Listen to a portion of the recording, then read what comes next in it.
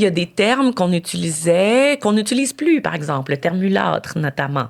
En fait, ça vient, de la question de base que toute personne racialement ambiguë se fait poser. Tu viens d'où? Et cette question-là, elle semble discursivement très banale, mais elle porte toute une charge. La race, c'est quelque chose qui régule notre vie à tous les jours. La race, c'est quelque chose qui tue à tous les jours. Donc, évidemment, ça a une charge, ces discussions-là, tu sais.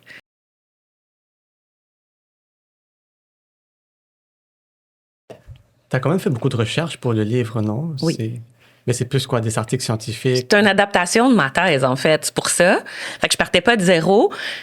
Mais quand j'ai envoyé ça à la maison d'édition, elle m'a dit, on tient quelque chose, c'est sûr que je te publie, mais ton chapitre final, où est-ce que tu es fâché? Elle dit, je veux ça partout. Fait que, il a quand même fallu que je refasse Elle dit, c'est une petite adaptation de ton livre. Non. Ça a été un petit gros travail d'adaptation. Il y a un chapitre qui est resté tel que tel, puis c'est celui sur l'historique du concept de biracialité. Mm-hmm. Mais sinon, elle était comme partout, je veux que tu donnes ton opinion. Fait qu'à chaque fois que les filles donnent une opinion, je veux que tu te places au centre. Fait qu'il a fallu que je réécrive, en fait. Ouais, mais je partais pas de rien. Puis sérieux, puisque je n'écris pas des livres, je sais pas si c'est plus compliqué ou moins, tu sais, d'adapter quelque chose déjà écrit parce que tu es attaché à ce que tu as écrit. Parce que ce dont tu avais rédigé, c'était une thèse. Donc, c'est vraiment plus scientifique. Oui, mais en même temps, moi, j'ai un prof sur mon comité de recherche qui a quitté parce qu'il trouvait ma thèse pas assez académique. Mais tu sais, c'est un prof qui enseigne à Harvard la moitié de l'année, puis l'autre moitié de l'année à l'Université d'Ottawa. Fait qu'il s'est retiré de mon comité juste avant que je défende parce qu'il a dit... c'est quoi ça? C'est ben trop familier, tu sais. Ouais. Et comment tu l'as appris, toi? Je l'ai appris parce qu'il donnait juste pas ses dispos, en fait, pour venir à ma défense. Puis là, ma superviseure, il a écrit, puis il a comme dit ça. Puis elle a dit, on va défendre sans lui, tant pis, tu sais. Okay. Fait que ça m'a pas empêché de. Mais c'était le seul prof noir sur mon comité, fait que j'y tenais. Tu sais, c'est le seul spécialiste des études critiques de la race, puis ça m'a fait de la peine. Mais comme, si je suis au-delà de ça, tant pis. Puis check où je suis aujourd'hui. Fait que, that's too bad, tu sais. Mais ça m'a fait de la peine parce que c'est sûr que je suis comme, OK, je suis pas assez bonne pour lui, mais c'est vrai que j'ai une approche qui était pas, c'est ça, là, qui se conformait pas à ses standards à lui. Tu sais, il a fait tout à la Sorbonne, il a enseigné à Harvard. Okay, c'est sûr que je suis une petite coune, là, tu sais, pour lui, mais comme, c'est ça, tu sais, c'est correct. Ouais, on va lui envoyer l'épisode au prof. Non, je niaise, on va pas lui envoyer l'épisode, mais... Ben oui, mais ça. Mais ça, il n'y a pas de problème. Mais je suis sûr qu'il serait content, en plus. Mais c'est ça, on a déjà commencé à parler, mais peut-être pour les gens qui nous écoutent, est-ce que tu peux te présenter ton parcours? Oui. J'aime me définir comme sociologue artistique, en fait. Je pense que c'est vraiment ce qui me ressemble le plus. C'est particulier parce que, oui, j'ai fait une maîtrise en sociologie, oui, j'enseigne en sociaux, je fais de la recherche en sociaux, mon essai est extrêmement, justement, soutenu avec des sources externes, académiques, tout ça, mais tout le reste de Magali est extrêmement artistique. Tu sais, je suis potière, je suis savonnière, j'ai mon entreprise de savon, j'ai été guide en plein air pendant une dizaine d'années, puis c'est toutes des facettes de moi qui sont encore extrêmement présentes. Tu sais, j'ai ma roulotte, ma maison, c'est mon appartement, mais c'est comme vintage, baroque. On dirait vraiment que, tu sais, je suis une artiste visuelle aussi. Dans le fond, je suis comme un ramassis de plein de choses. Fait que je suis vraiment loin d'être une sociologue classique, mais je pense que c'est ça qui donne ma couleur, puis c'est ça qui donne un peu de fun. Donc, voilà la première étiquette que je me donne. Puis sinon, de côté académique, j'ai fait un bac en anthropo, j'ai fait un certificat en études féministes, ma maîtrise en sociaux. Puis, j'ai continué à faire les choses que j'aimais au travers de ça, tu sais, sans jamais oublier qui j'étais. Finalement. Quand tu faisais ta maîtrise en sociologie, est-ce que tu savais déjà quel thème tu voulais aborder ou tu étais en mode découverte? J'ai toujours dit que si je ne pouvais pas travailler sur le métissage, je ne ferais pas de maîtrise. Dans le sens que c'était clair pour moi que je voulais travailler sur les identités mixtes.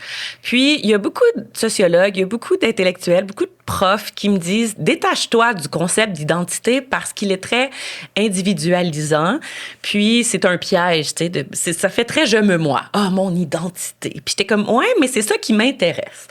Donc là, c'est pour ça que je suis allée un peu plus avec la subjectivité, la construction de la subjectivité, mais je te jure, si on m'avait dit « ce sujet n'est pas disponible, c'est tabou, c'est censuré, il y a personne qui veut te superviser », j'aurais dit « OK, fine », puis j'aurais fait autre chose.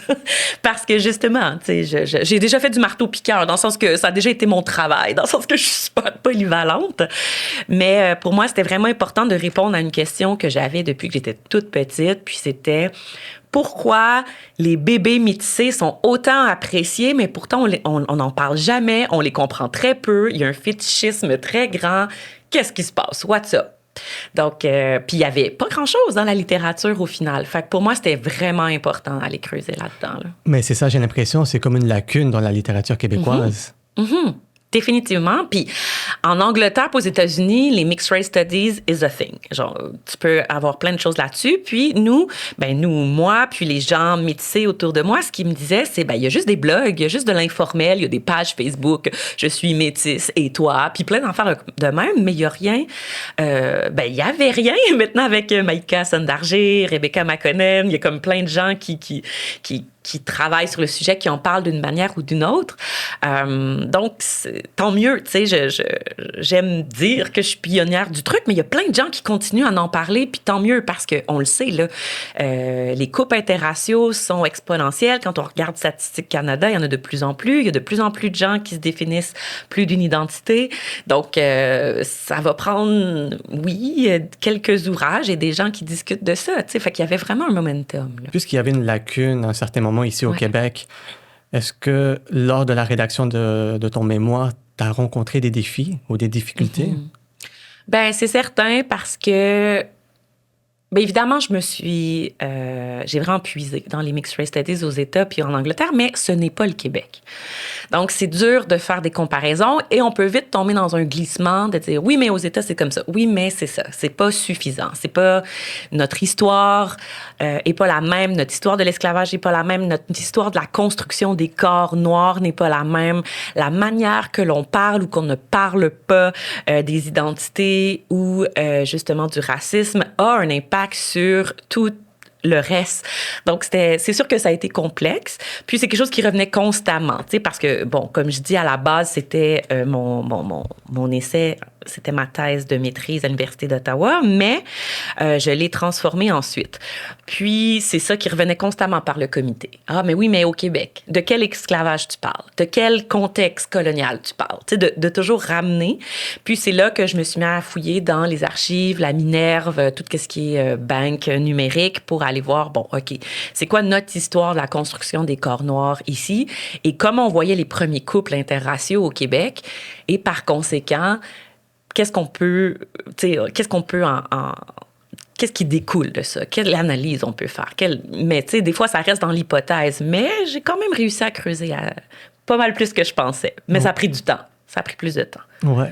Et là, tu viens de mentionner plusieurs thèmes qu'on va explorer. Là. C'est ça qui va être de fun. Oui. Puis, si on a le temps, on va parler aussi de l'esclavage ici au Québec. Mais c'est fou parce que demain, je vais recevoir Webster. Ah, yes! Et justement, on va parler sur... Ah, malade! Puis, tu sais, je me disais, c'est fou parce qu'on n'en parle vraiment pas beaucoup ici au Québec.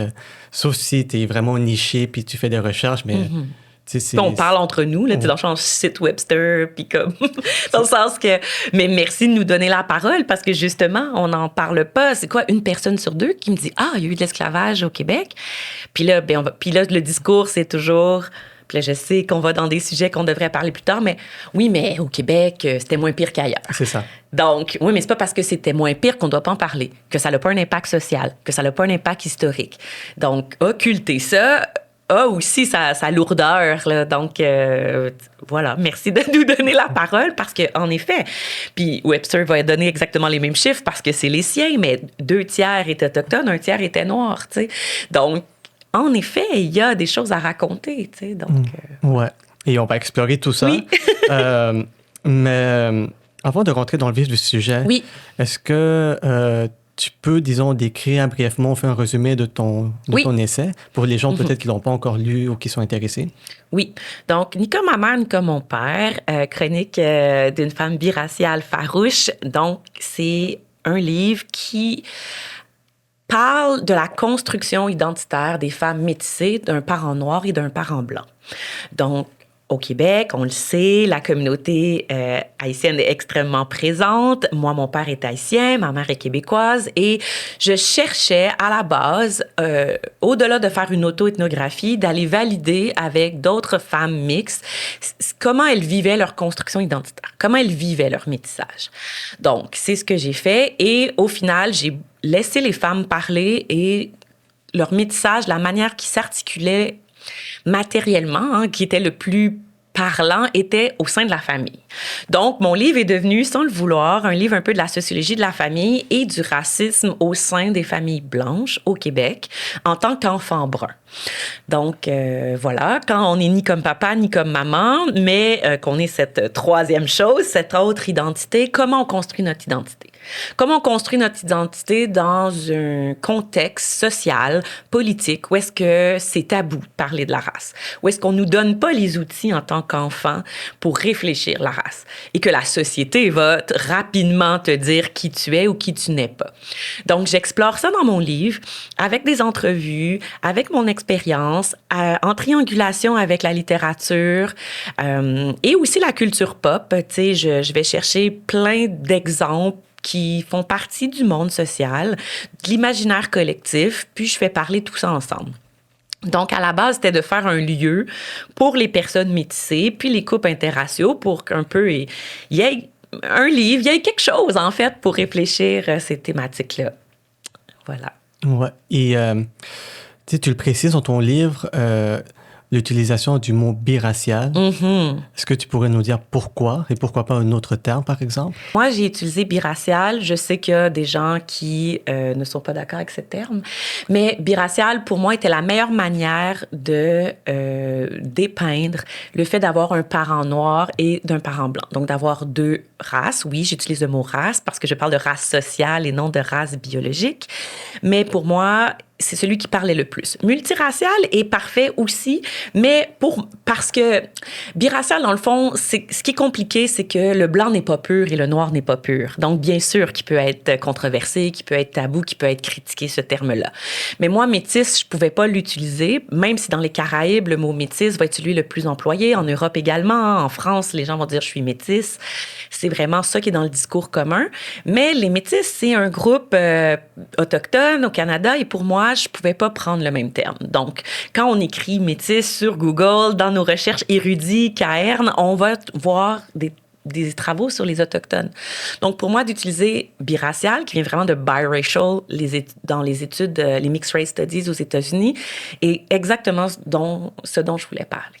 Et c'est ça qui est intéressant parce que là, c'est vraiment dans le contexte québécois et canadien. Ouais. Comme tu l'as mentionné, exact. Les Métis, ben, c'est une nation, si je ne me trompe pas, ici oui, au Canada. Exact, exact. Tu as les Inuits, les Premières Nations, et tu as les Métis, qui sont les trois groupes autochtones, qui sont régulés légalement. Donc, je ne pouvais pas dire « je suis métisse ». It makes no sense. Ouais. Et justement, tu mentionnes que tu as fait des entrevues. Ouais. Et là, la question que je me pose, c'est lors de ces entrevues, est-ce que il y a des réalités que tu te disais, ah ben moi aussi je l'ai vécu? Oui, il y a beaucoup de choses qui sont sorties, évidemment. Et surtout au sein de la famille, j'ai toujours cru que, justement, je vivais des situations isolées. Et lorsque je parlais justement, du racisme ordinaire, hein, des commentaires qu'ils peuvent avoir à la maison, je me suis malheureusement rendu compte que c'était assez commun. Donc, la totalité des gens, incluant moi, ont une mère blanche et on le sait que la mère a un rôle social différent du père. Là, j'apprends rien à personne. Et le fait d'avoir une mère blanche est différent que d'avoir une mère noire à plusieurs égards, surtout dans la transmission de la culture et tout ça. Et les commentaires, hein, les petites blagues raciales, les petits commentaires mon bébé rôti ou de mimer l'accent du père ou de nommer des commentaires, d'utiliser le N-word, des choses qui revenaient au sein des familles que je pensais qui étaient isolées à ma situation. Malheureusement, ça appliquait à la majorité des participantes qui ont témoigné dans mon livre. Donc, évidemment, c'est pas une surprise qui est le fun, mais ça permet de circonscrire quelque chose qui est socialement peut-être plus démocratisé, normalisé qu'on pense, et de voir à quel point que la famille, même si c'est pas la société, la famille ne vit pas en silo du reste de la société. Et on voit que tout ce discours de racisme a un impact sur les familles également et a un impact sur les enfants. Donc, on n'y échappe pas réellement. Et cette idée de ne pas avoir déconstruit, il y a beaucoup de gens qui, justement, veulent des petits bébés chocolat et qui trouvent ça joli, mais des parents qui vont pas nécessairement s'outiller après ma barre sur qu'est-ce que c'est d'avoir un petit bébé chocolat et comment la société va le créer, le traiter plutôt, c'est aussi quelque chose qui a été omniprésent, en fait. Là. Donc, c'était vraiment particulier de faire comme, OK, cette personne-là a grandi en Estrie, celle-là a grandi en Outaouais, cette personne-là, en Montérégie, et on avait, malgré tout, des expériences similaires. Donc, c'est ça, malgré le fait que ces personnes-là vivaient dans des régions différentes, au sein de la famille, elles subissaient quand même soit des microagressions, des commentaires racistes. Ben, c'est le propre, je pense, de l'entre-deux, en fait. Et il y a des familles où est-ce que ce n'est pas le cas. Il y a des familles où est-ce que ça va très bien, ça donne que j'avais des gens qui voulaient en parler.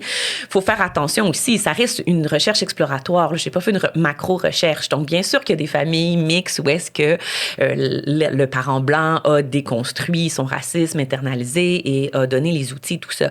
Mais dans mon cas, les personnes que j'ai interviewées, c'était présent. Et je pense que c'est ça. Je pense qu'il y a un espace-temps, être un enfant dans les années 90-2000, où est-ce qu'on parlait peut-être moins, justement, de cette déconstruction raciale-là. Et je dis pas que c'est à 100% le cas aujourd'hui, mais il y a des termes qu'on utilisait, qu'on n'utilise plus, par exemple, le terme mulâtre, notamment, qui est encore là. Hier, je donnais une conférence à l'Université Laval, à Québec, et les gens le savaient pas, que mulâtre venait de mulet, que c'était justement l'enfant bâtard entre la jument et l'âne, et que c'était péjoratif, que c'est une appellation coloniale, que c'est extrêmement violent, en fait. Et que ça veut vraiment dire ça, au final, que le noir et le blanc ne devraient pas se mêler, comme la jument et l'âne, puisque ça fait un enfant bâtard. Donc, tu sais, nos mères utilisaient ces termes-là pour nous nommer. Donc, on voit toute la violence symbolique, mais aussi matérielle que ça peut traiter. Donc, bien sûr que ça impacte la construction identitaire. Donc, puis c'était intéressant de voir, en effet, qu'il y avait une personne dans la vingtaine, dans la trentaine, dans la quarantaine qui a témoigné, puis le discours était sensiblement le même, malheureusement. Ouais. Et c'est intéressant ce que tu mentionnes, mais aussi je me demande, parce que je suppose qu'au début, quand tu reçois ce genre de commentaires, peut-être tu te rends pas compte de la violence des mots, mais à un moment donné, tu cliques et tu te dis, ben ça fait, il y a un problème avec ça. Ouais. Et est-ce que les personnes que tu as interviewées, est-ce qu'ils ont mentionné c'est quand ou comment ça s'est passé, ce moment de réalisation? En effet, il y a une des participantes qui dit, bien évidemment, quand ma tante a utilisé le N-word, j'avais 9 ans, puis j'ai ri parce que je me suis dit, mais c'est un membre de ma famille. Un membre de ma famille est supposé m'aimer. C'est ça qui est intéressant et qui est pernicieux de la famille. Et c'est ça la colonne vertébrale de mon livre. L'amour d'une famille ne protège pas du racisme. Puis dans ce cas-là, c'est devenu très précis, très clair de, ma famille est supposée m'aimer, c'est supposé être ton nœud identitaire. Oui, c'est un noyau complexe, la famille, mais c'est supposé être ceux qui me protègent, ton premier safe space, l'endroit où tu grandis, l'endroit où que tu rentres chez toi et que tu baisses les armes, contrairement à la société. Donc, la personne a ri parce qu'elle savait pas comment réagir, mais elle le sentait que c'était pas normal d'entendre ça. Et j'ai vécu la même chose. À 8 ans, je me souviens de mon grand-papa. Moi, c'est mon grand-papa québécois qui m'a grandement élevée. Puis je l'aime d'amour, là, mon livre en parle. Mais il me disait, ah oui, mais moi, les Noirs, je les aimais pas, mais depuis que t'es au monde, c'est différent, tu sais. Puis évidemment, il utilisait le N-word, tu sais. Ah, il te disait ça quand... Oui, puis j'avais 8 ans, tu sais, puis je me disais, je sais pas, il y a quelque chose ici que je sens que c'est pas normal qu'ils me disent ça, et ça me dérange, mais j'ai pas les outils réflectifs. T'avais pas les mots, c'est ça, t'avais pas les mots pour décrire. Mais je le sentais, comme Eugénie, son nom fictif, l'a senti, que c'était pas normal que la famille te dise ça. Donc, c'est très intéressant de voir que toi, t'es tout petit, puis tu reçois ça, puis tu le sais. Donc, ça fait émerger la conscience raciale, tranquillement. T'as pas les outils. Mais il y a quelque chose. Puis là, tu passes ton temps à, justement, chercher des pistes de réflexion. Puis la majorité des participantes, parce que c'était ça ta question au départ, c'est quand elles se sont rendues compte de ça. Puis la majorité, c'est vraiment à l'adolescence, au cégep pour certaines. Mais moi, dès 5 ans, j'avais besoin de répondre à certaines questions. Je posais des questions à mes grands-parents. Je posais des questions, mais jamais j'avais de réponse. Parce que justement, ces réflexions-là n'avaient pas eu lieu en amont dans ma famille. D'où pourquoi, probablement, j'ai écrit là-dessus, parce que ça m'a jamais quitté, finalement. Mais c'est où que tu as commencé à trouver des réponses? Écoute, ça a pris du temps, dans le sens que je pense que j'ai collecté les expériences avant d'avoir des réponses, mais la première fois que j'ai entendu parler du mot mulâtre, justement, et son étymologie et la violence derrière ça, j'étais à l'université. C'était dans mon cours Anthropologie des Caraïbes, puis j'étais comme, j'en reviens pas que j'apprends ça, puis c'était en 2012, tu sais. Donc, j'étais déjà dans la vingtaine, donc. Puis, puis mon premier travail universitaire, c'était ça. Je me souviens pas du titre, mais c'était sur le métissage. Déjà, je voulais comprendre. Donc, j'ai vraiment l'impression que la seule raison pourquoi j'ai fait des études supérieures, c'était pour répondre à cette question-là. Donc, au final, j'ai pas été très loin. Tu sais, mon livre commence sans donner un punch. Ben, je vais le donner pareil, mais avec ce cauchemar que j'ai eu, hein, qui est réel, hein, c'est pas de la fiction. Je me faisais tirer par des mains blanches puis des mains noires de chacun de mon côté, puis je me suis réveillée en criant dans mon lit parce que ma famille se chicanait, parce qu'il y avait des conflits interraciaux à la maison. Mais j'étais tout petite, puis je comprenais pas ce qui se passait.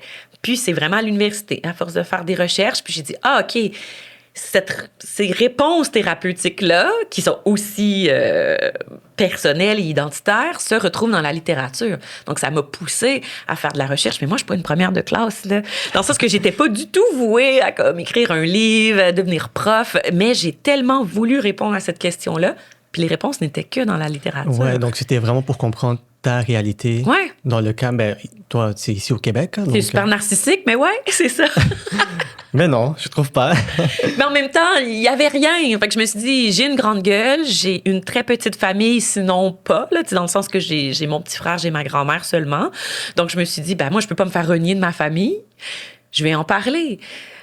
Puis ça me permet de dire, il y a énormément de gens que je connais pas qui m'ont écrit sur Instagram, qui ont dit, t'as écrit le livre que j'aurais voulu écrire ou que j'aurais voulu lire, mais moi, je peux pas parce que ma famille va arrêter de me parler. Parce qu'il y a des moments crus quand même là, dans le truc où est-ce que, en effet, ma mère aurait pas été down de lire ça. Puis c'est bizarre à dire, mais en effet, le fait qu'elle ne soit plus sur la Terre, ça me permet d'explorer certaines choses. Et c'est pas contre elle, et c'est pas sans amour. Je le dis, je le répète, et j'espère que ça a été compris par les lecteurs et les lectrices, mais au-delà de la famille et de l'amour, il y a des enjeux sociologiques, il y a des rapports de pouvoir. Et je pense que justement, dans les liens les plus nobles, tels que la famille et tes parents, les rapports de pouvoir ne s'effacent pas, en fait. Et on se doit de les explorer. Donc, je dis, ben, je vais le faire. Ouais. Et aussi, d'où l'importance des parents de faire tout un travail de déconstruction du racisme interne qu'ils ont, là. Donc, ben, c'est ce que je souhaiterais. Moi, c'est avec évidemment, c'est mes billets de sociologue puis d'enfants mixtes qui a écrit tout ça, mais je me dis, mais les gens qui se disent, ah, je vais avoir un enfant brun, moi, je suis blanc, je connais rien à propos du racisme ou moi, je suis pas raciste, de s'arrêter là puis de dire ça va suffire. Et c'est sûr que la société va bousculer l'enfant, mais je l'ai vu des tonnes et des tonnes sur les blogs, des parents qui disaient, ben, je suis vraiment déçue que mon amour ne soit pas suffisant pour protéger mon enfant. Puis ils s'en rendent compte, justement, quand l'enfant arrive à la maison et qu'il dit « Maman, j'ai vécu du racisme. » Puis la première chose, souvent, que nos parents blancs font, c'est « Mais non, mais c'est pas ça qu'ils voulaient dire. » Ouais, c'est comme... Invalider, finalement. Mais ils le voient pas comme une invalidation. Ils le voient comme « Mais non, mais ils voulaient pas être méchants. C'est pas ça qu'ils voulaient dire. » Mais c'est ça, peut-être, qu'ils voulaient dire. Puis à force de te faire dire « Non, mais c'est pas ton parent que tu vas aller voir. » Mais qui tu vas aller voir quand tu vis des agressions, des micro-agressions, quand tu as 6-7 ans? Donc, c'est important pour la famille, même la famille noire, mais précisément la famille blanche, de déconstruire et de s'outiller. Puis, j'espère qu'il y en a de plus en plus, mais c'est réel. C'est vraiment... Ouais, l'invalidation de la famille là, sur les premières microagressions raciales de l'enfant, c'est... Mais ça doit être douloureux parce que tu sais, ton premier réflexe, c'est d'aller voir ta famille, Ben oui. ceux qui sont supposés te protéger.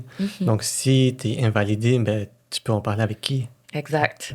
Puis en fait, si je peux me permettre, à la page 111, 112, parce que j'ai regardé tout à l'heure, il y a Caris Campion, qui est une sociologue que je cite énormément dans le livre, qui parle, qui amène une thèse, qui avance une thèse très particulière, et elle dit que puisque, ben justement, les personnes biraciales sont ben, jamais assez blancs pour les blancs et jamais assez noirs pour les noirs, dans le sens qu'ils sont dans l'entre-deux. Hein. Les personnes noires vont dire oui, mais t'as des privilèges, puis les personnes blanches vont dire oui, mais t'es un peu racisé.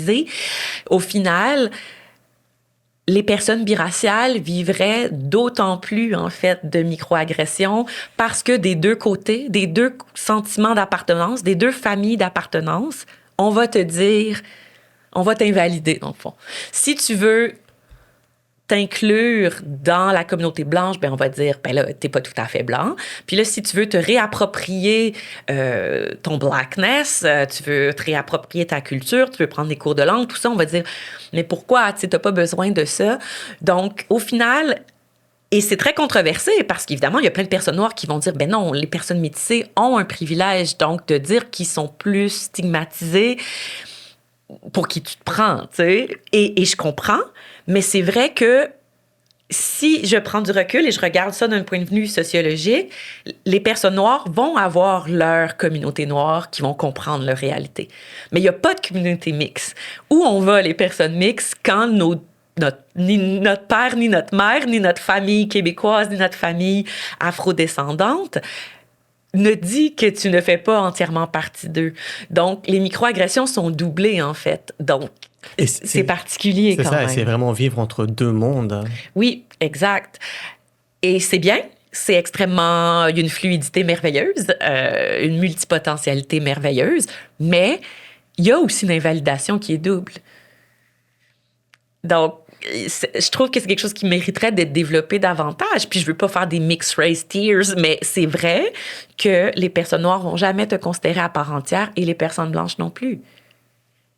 Donc, considérant qu'il n'y a pas de milieu mixte, il n'y a pas de communauté mixte, il n'y a pas d'association des personnes mixtes, j'arrête pas de dire que je vais la créer. Et ça me prend du temps pour faire ça. Mais où on va? Où on les trouve, ces réponses-là? Donc, mon livre, c'était un peu de créer un lieu, un point de départ. Tu sais, je veux pas donner toutes les fleurs. Un point de départ parmi d'autres pour qu'on se retrouve, en fait, parce qu'il n'y en a pas de milieu. Et j'aime bien quand tu mentionnes la fluidité, parce que dans ton livre, t'en parles. Donc, il y a bien sûr l'évolution de comment ces femmes se perçoivent, mais aussi comment elles vont se décrire dépendamment, elles parlent avec qui. En fait, ça vient de la question de base que toute personne racialement ambiguë se fait poser. Tu viens d'où? Et cette question-là, elle semble discursivement très banale, mais elle porte toute une charge, toute une lourdeur, toute une espèce de sous-question, en fait. Et l'intention derrière, parfois, elle n'est pas sue, mais elle est importante. Et ce que les participantes disent souvent, quand je leur demande comment tu décris ton identité ou tu viens d'où, ils vont dire « Oh my God, la question », tu sais. Puis évidemment, et ce qui ressort souvent, c'est « Ah, quand c'est une personne racisée qui me le demande, je me dis « Ah, OK, c'est plus pour savoir si on vote pour la même team de foot, est-ce qu'on est de la même gang, est-ce qu'on partage des choses en commun, plus une fraternité, une sororité. » Par contre, quand c'est une personne blanche qui te pose la question, c'est comme si déjà, soit il y avait une curiosité qui peut... Elle est rarement neutre. Elle est souvent soit exotisante ou elle va être négative un peu dans l'idée de « tu viens d'où? » Ah, mais de Longueuil. Non, mais tu viens d'où pour vrai? Comme si la réponse n'était pas suffisante. Donc, évidemment, à chaque fois qu'il y a cette question-là, il y a comme toujours un petit... on se raidit, puis on se dit « Ah, comment on va répondre à ça? » Puis ça dépend de plein de facteurs externes que c'est comme si notre cerveau le calculait super vite. Puis il y a aussi comment on se sent, puis il y a plein, c'est ça, il y a tous ces facteurs-là derrière. Donc, des fois, les gens vont avoir un récit prêt à l'emploi, un narratif tout fait, qui vont dire « Mon père vient de là, ma mère vient de là, là, on achète la paix. » Mais pendant que tu dis ça, t'es pas en train de parler de qui tu es, toi. Tu es en train de répondre, quelque chose qui est factuel, qui évite un peu de tomber dans l'invalidation ou l'assignation raciale ou le « Ah non, mais pour vrai ». Bon, quand tu dis que ton père vient d'un endroit, les gens vont pas dire « Mais pour vrai ». Mais toi, si tu dis que tu viens d'un endroit qui est pas assez exotique, selon... C'est comme si la question avait déjà une idée derrière, puis que si tu les décevais avec la réponse, ben là, ils vont dire « Non, mais pour vrai ». Mais pour vrai quoi? Je viens de Longueuil, tu sais. Ouais. Puis ça m'arrive encore aujourd'hui. Puis j'habite en région. Puis j'habite en région la majorité de ma vie, dans plein de régions au Québec. Puis ça revient quasiment chaque semaine, tu sais. Puis là, maintenant, je suis rendue habituée, hein, après avoir écrit un livre. Puis je suis comme, non, mais tu sais qu'il y a des personnes brunes qui naissent au Québec? Puis les gens se fâchent tout de suite, là, ouais, mais là, je savais pas, ou les gens vont me parler en anglais en premier, ou je sais pas quoi. Mais c'est ça, cette question-là, dépendamment qui la demande, va faire en sorte que soit on va acheter la paix puis qu'on va donner une réponse toute faite, ou soit on va dire, OK, ben cette personne-là l'a intéressée pour vrai, ben, on va dire telle chose, je viens de tel endroit, puis le lien qu'on a avec cette personne-là, c'est vraiment fluide, c'est vraiment différent. Ouais. À quel point on veut s'embarquer ou pas dans la chose. Ça dépend de quelle énergie tu as aussi. Ça aussi, l'énergie, parce que si on te l'a posé à chaque jour durant la semaine, tu sais, après 5-6 fois, tu commences à être fatigué aussi. C'est dépendamment de ton mood de la journée. Puis exact. Puis souvent, les gens ne répondent pas nécessairement. Puis, tu sais, c'est ça. Puis, c'était important pour moi de nommer dans le livre que ne pas dire, ne pas répondre est une protection, en fait, est une stratégie de protection. Puis, ce n'est pas nécessairement un abandon ou le fait d'être bête ou quoi que ce soit. Patricia Hill Collins en parle. Ne pas le dire, c'est une stratégie de protection, tout simplement. Dans le sens que pas tout mérite d'être partagé avec tout le monde et ça reste des informations intimes. Et surtout si tu sais que tu vas être invalidé en arrière quand on te pose la question « Tu viens d'où? » Peut-être aussi bien de ne pas rentrer là-dedans. Puis l'exemple que je donne aussi, c'est que des fois, tu as les armes baissées. Tu es dans une fête, tu es dans un party, tu es dans un, je sais pas moi, un shower, dans un pique-nique. Tu n'as pas envie de parler de race, là. Toi, tu veux juste parler, moi je dis tout ça à la blague, je veux juste parler de migration des oiseaux, je veux juste parler des cardinals, tu sais. Puis finalement, on m'arrive, « Ah oui, toi, tu penses de quoi? Des quotas au gouvernement? » Je suis comme, « Ah, je peux-tu avoir une pause? » On est un peu le porteur, tu sais, de ça constamment, tu sais, puis ça peut devenir assez lourd. Donc, évidemment que la manière de répondre va changer dépendamment comment on te le demande, qui te le demande, de quelle manière. Mais ça s'explique pas vraiment. Ouais, c'est vraiment particulier. Ouais, je crois aussi que c'est important de comprendre que, disons, moi, je suis québécois d'origine latino-américaine, mais je ne vais pas représenter tous les latino-américains du Québec. Donc, si on me demande mon opinion, c'est mon opinion à moi et pas celle de toute ma communauté. Mm-hmm. Bien, souvent, les gens, je ne sais pas, mais j'ai vraiment l'impression... Ça, c'est drôle parce que les filles en parlaient dans le livre, là, elles ne disent ne plus aller nécessairement dans des fêtes où est-ce qu'ils vont être la seule personne racisée pour éviter d'être ce porte-parole-là. Parce que justement, on tombe vite dans une vision monolithique de comme... Ah oui, mais cette personne noire-là m'a dit telle chose, tu sais. Donc, ça peut devenir lourd, en effet, mais les gens le voient pas comme ça. Ils le voient comme une discussion comme les autres. Mais pourtant, la race, c'est quelque chose qui régule notre vie à tous les jours. La race, c'est quelque chose qui tue à tous les jours. Donc, évidemment, ça a une charge, ces discussions-là, tu sais. Et, tu sais, on est en train de parler de race d'un point de vue sociologique, bien sûr. Oui. Mais je voudrais aussi qu'on parle du racisme ici au Québec, parce que tu le mentionnes dans ton livre. Mm-hmm. Donc, pour une personne biraciale, comment vous vivez ce racisme ici au Québec? J'ai envie de commencer avec la parole de Karine Cohen-Sanchez, qui est une collègue à moi à l'Université d'Ottawa qui travaille beaucoup sur ce qu'elle appelle le racisme poli au Canada.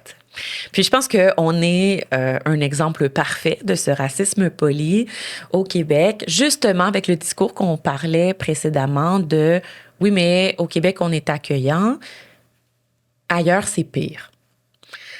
Donc, déjà, si on parle du racisme en général, on va dire « oui, mais aux États-Unis, tu as vu ce qui se passe, ici, on est ci, ici, on est ça ». Mais on est dans un discours très binaire, et c'est ça aussi le problème de la biracialité. Hein? On est dans l'entre-deux, donc on peut être parfois invisibilisé ou hyper visibilisé, c'est selon, mais surtout invisibilisé, parce qu'on va voir justement le noir et le blanc.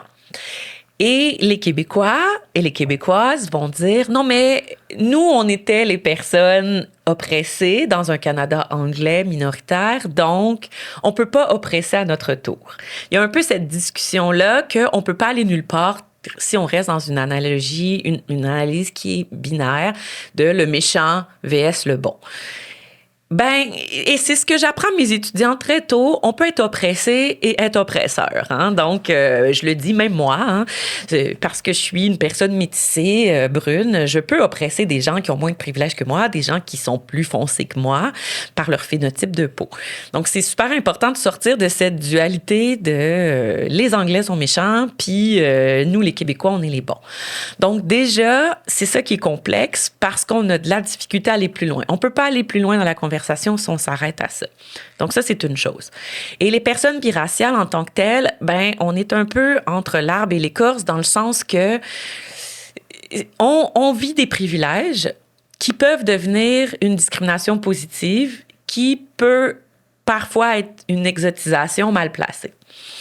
Et là, ben, je pourrais donner l'exemple quand même assez connu de, ben évidemment, quand on va vouloir avoir une personne noire à la télé ou une représentante ou un quota, c'est un peu plate à dire, mais on va aller vers des light skin. Tout ça, c'est un peu ce qui est connu, là. On va aller chercher quelqu'un de noir, ben on va prendre quelqu'un qui nous ressemble, hein, quelqu'un qui a un accent keb, qui est pas trop foncé, qui va nous ressembler. Comme ça, on a une personne noire autour de la table, mais elle n'est pas si loin que ça, culturellement parlant. On s'entend. Magali Lefebvre, si tu me vois pas, tu m'entends, tu vois mon nom, tu as l'impression, je pourrais être blonde aux yeux bleus, tu sais. Donc, ça, c'est super pratique pour des gens qui veulent une personne noire. Donc, ce racisme-là, dans le sens que c'est un privilège, mais après ça, ça crée de l'animosité dans les communautés noires. Et je comprends, dans le sens que c'est extrêmement terrible, en fait, de toujours voir les mêmes personnes se faire appeler. Donc, après ça, il y a tout le fétichisme, l'exotisation, tu sais, les personnes métissées. Moi, mon expérience, ça m'est arrivé j'étais serveuse, ça fait déjà longtemps de ça. Un client qui m'a dit « Ah, je vais te donner beaucoup de tips, tu me fais penser à ma petite serveuse à Cuba. » Comme, tu sais, ça se voulait un compliment. Mais en sachant que les Québécois sont surreprésentés dans le tourisme sexuel, tu sais, à Cuba principalement, c'est pas tellement un compliment. Mais c'est ça, cette espèce de fétichisme de l'entre-deux, tu sais, de toute cette construction des femmes. Justement, on dit souvent que la femme métissée, ben, il y a plein d'exemples dans mon livre, mais justement, elle a les courbes des femmes noires, mais elle a la finesse des femmes blanches. Il y a toute une construction très sexualisante qui est un racisme sexuel, finalement, qui est extrêmement violent, là. Tu sais, je ris parce que je suis dépassée par la chose, puis c'est encore plus fréquent en région, là. Tu sais, moi, quand je suis sur Tinder en région, c'est une des premières choses qu'on me dit, là. J'ai envie d'essayer une noire, puis des trucs comme ça. Là. J'ai l'impression que les gens n'ont pas eu le mémo, là. Tu sais, à Montréal, puis personne dit ça, là, mais comme dans le Bas-Saint-Laurent, les gens disent ça. Oui, tu lis encore, tu reçois ce genre de message. Ah oui, là, comme c'est pas passé date du tout. Donc, les personnes biraciales, on va être confrontées un peu à cet exotisme et il peut être parfois... c'est ça, on le voit pas toujours, mais il existe. Donc, cet entre-deux parfait, puis ça devient un peu difficile de naviguer entre les deux. Mais je comprends que ça découle d'un privilège. Mais ça veut pas dire que c'est pas irritant puis que c'est pas une microagression. Puis moi, c'est ça que je voulais explorer. Puis c'est très drôle parce que quand j'en ai parlé avec les participantes m'ont dit « Ouais, mais moi, Mag, ça fait longtemps que je sors plus avec des hommes blancs parce que je veux plus me faire fétichiser. » Donc, les femmes sortent toutes avec des hommes noirs dans mon livre parce qu'elles ont dit « Je veux éviter ça. » Mais la même chose peut arriver du côté de la communauté noire, de se faire dire « Ah, ben, t'es le plus foncé que je peux aller. » Ça peut arriver que des hommes noirs vont dire ça à des femmes métissées. Puis c'est quand même commun. Là. Les femmes noires qui écoutent vont pouvoir relate. Là. C'est quelque chose qui existe. Là, ouais, il y a un exotisme qui est différent. Mais donc, finalement, il est omniprésent, mais il s'articule différemment. Donc, c'est assez particulier. Puis, j'ai pas travaillé principalement sur la fétichisation. J'aurais aimé ça, d'ailleurs. C'est peut-être un prochain travail. Mais je pense qu'il y a énormément à explorer là-dessus aussi. Là. Le racisme sexuel est vraiment quelque chose de tabou, là, encore plus que le racisme au sein des familles. Là. J'ai vraiment apprécié quand tu mentionnes Mais premièrement, tu disais qu'il y a vraiment une vision binaire ici au Québec. Mm-hmm. Donc, toute cette histoire de Québec, ben, que les Québécois ont été vraiment maltraités par les Anglais. Donc, dans la construction de la nation, dans le récit de cette construction de la nation, on a l'impression qu'au Québec, on n'a rien fait de mal. Exact. Alors que si tu creuses un peu plus, tu constates que il y a toute une histoire assez obscure qui reste à découvrir et qu'il faut en parler davantage. Ben oui.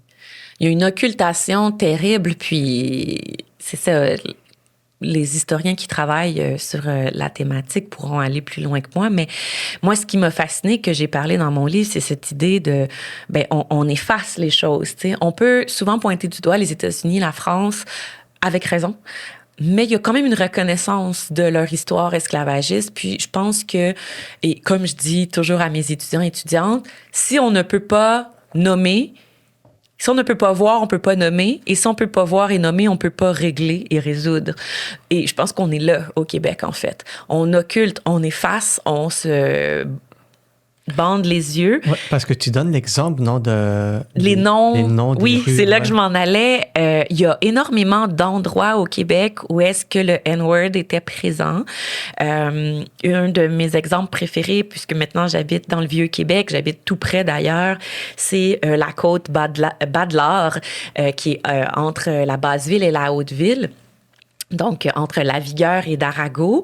Et la côte Bas-de-l'Or n'a pas toujours été la côte Bas-de-l'Or. C'était la côte de la Négresse et c'était une tenancière d'un bordel noir qui, au lendemain de l'esclavage, là, donc quelques années plus tard, elle était propriétaire et elle avait pignon sur rue et c'était un bordel extrêmement fréquenté.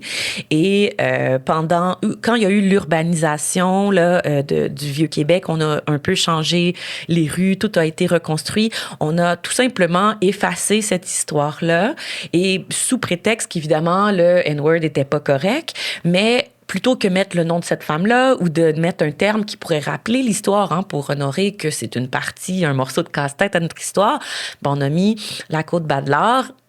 Charles Bas-de-l'Or, si je me trompe pas, est un chirurgien qui a travaillé principalement à Baie-Saint-Paul, qui mérite sa rue, mais pas celle-là, dans le sens que on a complètement changé l'histoire. Et c'est quelque chose qu'on voit constamment. Il y a plein d'exemples. Puis, même chose aux îles de la Madeleine. Il y avait le buteau du Nègre. C'est devenu la butte à Mounette. Il y a une légende super intéressante par rapport à évidemment, c'est toujours des légendes de bateaux, de marins qui échouent aux îles de la Madeleine, ça c'est connu, mais qu'à l'intérieur, il y avait un esclave noir et qui aurait été un des seuls qui aurait nagé jusqu'à la berge, qui aurait resté vivant, puis quand les gens, les Madelinos l'ont vu, ils l'ont enterré vivant, puis bon, il y a tout, puis que la tombe est devenue phosphorescente et tout ça. Donc, il y a des contes et légendes, il y a des milieux qui dépeignent qu'on était là depuis beaucoup plus que les années 70, notamment comme Webster aime le dire dans sa chanson History X. On est là depuis longtemps, on fait partie de la construction du Québec, mais on efface tout. Donc, tant qu'on n'est pas dans le discours, tant qu'on occulte, tant qu'on enlève sous prétexte que c'est pas poli, sans faire un effort de mémoire en mettant un autre terme. Je suis d'accord que le N-word, c'est pas terrible, mais de garder ces termes-là, là, on va pouvoir avancer puis discuter. On est vraiment bloqué. On a vraiment de la misère et je suis obligée de dire qu'aux États puis en France, ils les ont, ces conversations-là. Donc, c'est un peu décevant, là, en tant que Québec accueillant. Là. Ouais, parce que si on avait changé, disons, les noms, mais on avait gardé le nom de la personne concernée, on aurait pu savoir que, il y a des personnes noires qui sont arrivées vraiment bien avant 1960 ou qu'il y a eu de l'esclavage ici au Québec. Ouais. Bon, il y a des travaux qui sont faits. Bon, il y a le parc Marie-Joseph Angélique. Tu sais, il y a un rattrapage qui se fait, mais on a effacé beaucoup plus qu'on a rattrapé à l'heure actuelle. Donc, c'est ça. Il faut continuer à en parler définitivement, mais les gens, une personne sur deux, ne savent même pas qu'il y a eu de l'esclavage des Noirs au Québec et c'est parce qu'on ne le met pas de l'avant. T'sais. Donc, bien sûr que ça teinte la manière comment on peut voir ou pas les Noirs parce que si on ne leur redonne pas cette espèce de, reconnaissance qu'ils étaient là, qu'ils ont fait partie d'eux, qu'ils ont bâti. Bien sûr qu'on a l'impression qu'ils sont là depuis pas longtemps, puis qu'ils peuvent être, je sais pas moi, un parmi tant d'autres, puis qui font pas partie de l'histoire. Puis je dis pas que c'est un narratif qui est valide, mais au moins de reconnaître qu'ils étaient là, ça permet de mettre en perspective, de comme, OK, on a bâti avec eux, en fait. Donc...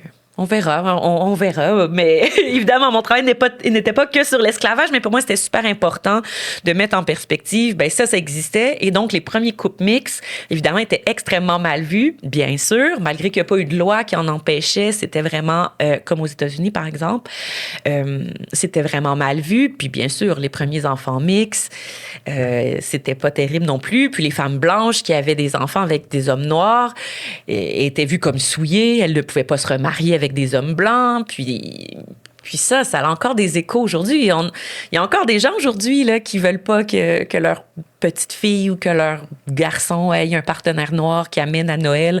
C'est encore des sujets tabous. Donc, les choses se sont transformées, mais ont-elles réellement changé dans le fond? Puis c'est un peu la question que je pose, tu sais. Ça fait défaitisme, mais le racisme social, hein, puis c'est pour ça que moi je parle de race. Tant qu'il y a du racisme, je vais parler de race, même si beaucoup de gens préfèrent le mettre entre guillemets ou utiliser d'autres termes, mais je crois que c'est extrêmement d'actualité. Ouais. Et ce qui est dommage, c'est qu'on veut parler de racisme, ben je vais prendre l'exemple des politiciens, de ceux qui gouvernent actuellement. Dès que tu parles de racisme, il y a comme une fermeture, ils veulent rien savoir. Et pourtant, c'est important de reconnaître qu'il y a quand même un racisme qui est systémique pour reconnaître quels sont les torts du Québec, puis essayer de construire une société plus inclusive. Mais il y a du travail à faire. Si on reconnaît le racisme systémique en tant que nation, ça veut dire qu'il va y avoir beaucoup de choses à faire derrière. Puis je pense qu'ils ont peur d'ouvrir cette porte-là parce qu'il va avoir besoin de réconciliation, il va avoir besoin d'actions concrètes, il va avoir besoin de... C'est sûr que c'est un gros dossier. La tête dans le sable de nos politiciens, elle est probablement stratégique. Espérons qu'un jour, quelqu'un va avoir les ovaires ou les couilles de le faire, mais en effet, c'est un gros dossier. Parce que tu peux pas le reconnaître et rien faire. C'est ça, exactement. C'est comme une première étape, mais ensuite, il y a tout un travail à faire. Là, ils disent, on en a déjà assez avec les Autochtones, là, les races, on veut pas ouvrir ça. Je sais pas ce qu'ils pensent, mais c'est sûr que ça doit leur faire peur, parce que c'est presque impossible qu'ils le voient pas. C'est une stratégie de pas le voir. C'est utile, c'est très pratique de ne pas le voir. Comme c'est très pratique d'effacer. C'est le chemin facile, finalement. Mais vers la fin de ton livre, et c'est ça que je trouvais intéressant, c'est des stratégies soit de résistance ou de réappropriation des femmes. Il y a notamment le processus des stratégies. Donc, dans le livre, il n'y a aucune participante que son père vient du même endroit, mais les stratégies étaient relativement similaires. Donc, enfant, considérant que les participantes avaient une mère blanche, ont grandi dans un noyau familial culturellement québécois, avec un père noir présent ou pas présent, près ou loin, mais avec une connaissance globale de leur identité, elles ont toutes passé par le même chemin. C'est-à-dire, enfants, elles ont tellement voulu appartenir à leur famille blanche qu'elles ont essayé... d'être blanche, donc de se blanchir, ce désir d'être blanche. Donc, dans les témoignages, il y a des participantes qui se pinçaient les lèvres dans les photos pour avoir justement les lèvres moins proéminentes, qui l'étaient... Même enfant, là, donc c'est une charge mentale très lourde pour un enfant de 6-7 ans d'être le moins possible au soleil, pour foncir le moins possible, pour, à la rentrée scolaire, pas être trop foncé, pour vivre moins de racisme et de rejet.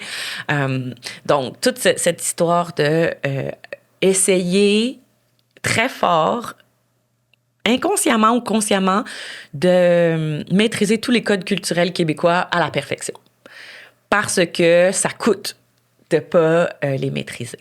Donc, enfant, on voulait être blanche, moi compris dans le sens que c'était plus simple. Ma famille a voulu ça aussi, mais la société va te faire savoir que t'es pas blanc. Et peu importe ce que tu fais, que tu sois dans certains sports, que tu sois à l'école, c'est un peu l'air qu'on respire est racialement chargé. Donc, peu importe, même si tu fais semblant que ça n'existe pas, ça va arriver. Et donc, justement, quand il y a cette émergence de la conscience raciale chez les femmes biraciales, elles vont dire « Ah ben, je peux pas être blanche. La communauté québécoise me rejette, me fait sentir pas assez blanche, pas assez québécoise. Eh bien, je vais me réapproprier cette facette de moi qu'on m'a toujours enlevée. » Hein, Laura utilise ce que la colonialité m'a enlevé. Donc, là, tranquillement, chacun à son rythme. Ben, il y en a qui vont prendre des cours, peu importe, de créole, de danse, d'afrobeat. Il y en a qui vont aller dans le pays du père. Ça peut être l'habillement, ça peut être la musique, ça peut être la lecture. La lecture, c'est une merveilleuse façon de connecter.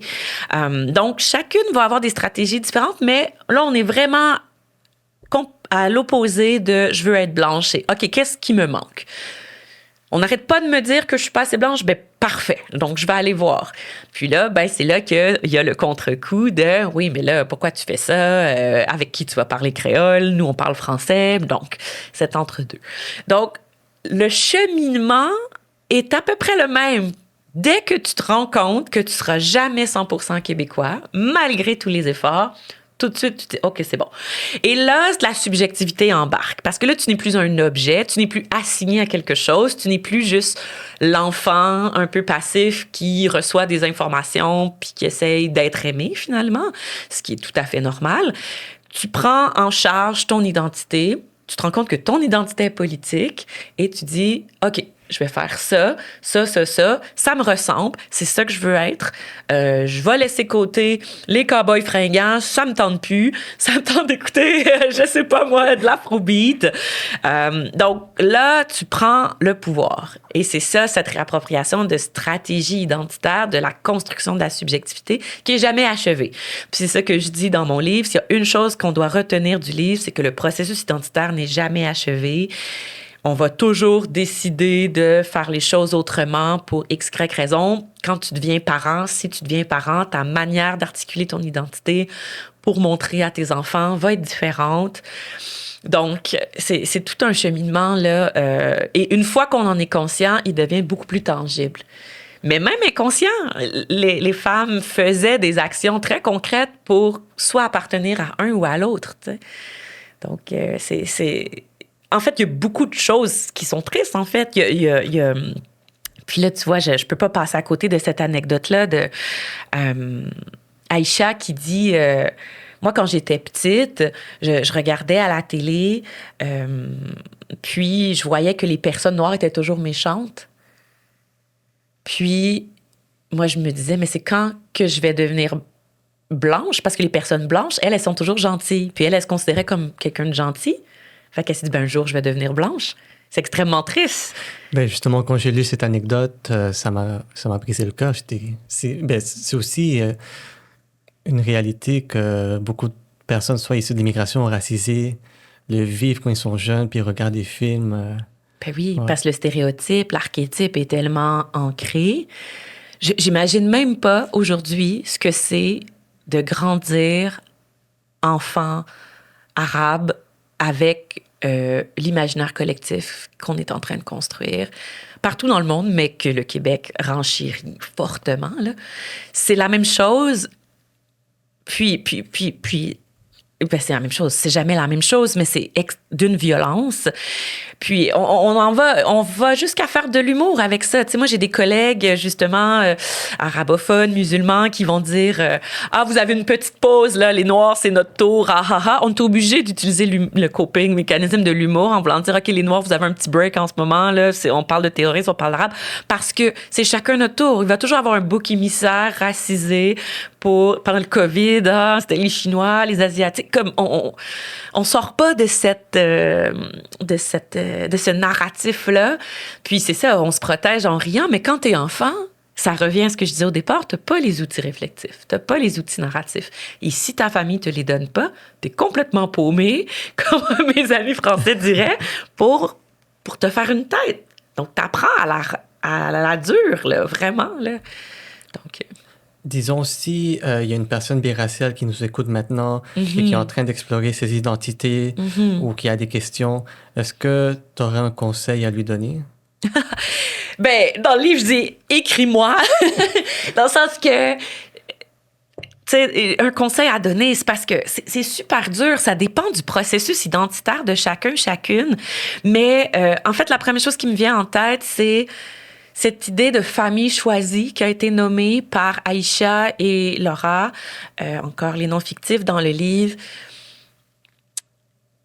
C'est ça, s'entourer de gens, mais ça peut, c'est ça. Moi, j'ai été déçue par ça, fait que c'est pas à tout épreuve, mais de gens qui vont justement pas invalider qui tu es, pas invalider ton processus. Et ça, c'est le cas pour n'importe quelle identité marginalisée ou oppressée dite minoritaire dans notre société, de s'entourer des gens qui vont t'aimer comme que t'es. Mais quand tout le monde se cherche, c'est super dur. Fait quand t'es ado, puis que tout le monde se cherche, c'est dur, tu sais, parce que les gens peuvent changer du jour au lendemain, dépendamment de ce qu'ils vivent. C'est pas simple. Mais déjà, de s'entourer de gens qui vivent des situations identitaires similaires, mais c'est parce que quand t'es mix, c'est dur. Où sont-ils? Là, on va être de plus en plus, parce qu'on le voit, les stats le montrent. Il y a de plus en plus de gens métissés. Great. On va pouvoir se retrouver, s'apercevoir dans la rue, dans nos classes, se parler.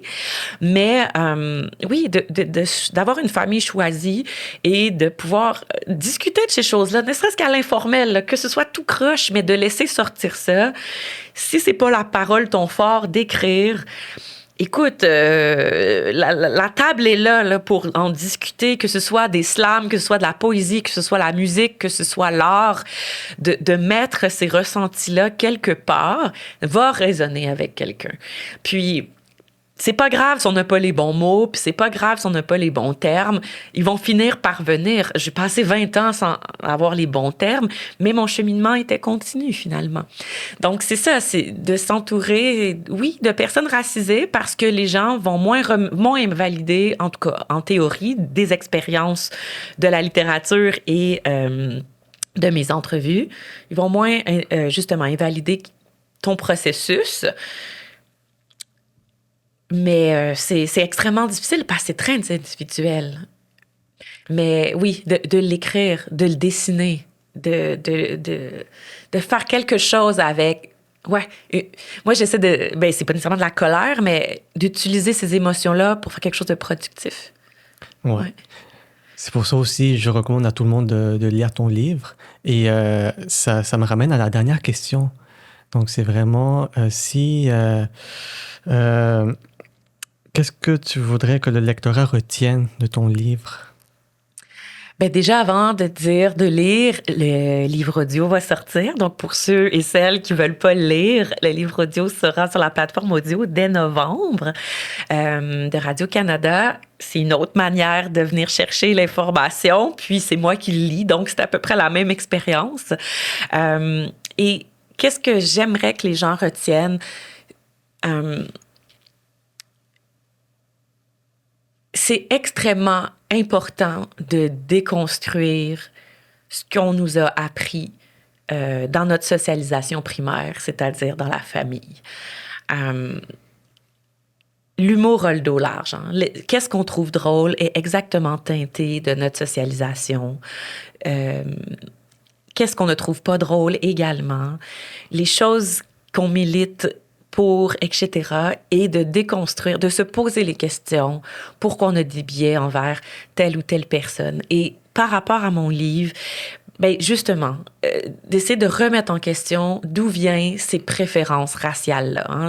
On a parlé un peu de fétichisme, de voir pourquoi je swipe toujours à gauche les personnes noires, pourquoi, ou l'inverse, de se poser des questions d'où viennent nos référents raciaux, et surtout, si on a des personnes mixtes autour de nous, ou si on est dans un couple interracial, de vraiment faire nos devoirs par rapport à ça, parce que ça a été dit, hein, c'est Delihovsky et Kitosa, que je nomme dans le livre, deux sociologues de l'Université d'Edmonton, qui disent le racisme au sein des couples est extrêmement présent. On est dans un discours où est-ce qu'on pense que, puisqu'on est en couple avec une personne racisée, d'emblée, on n'est pas raciste. Mais ça a été prouvé que c'est dans la sphère privée, dans la sphère intime, que les microagressions sont d'autant plus présente, que la hiérarchie raciale et le rapport de couple est d'autant plus présent parce qu'il y a une exotisation, parce qu'il y a un fétichisme, parce qu'il y a un rapport racial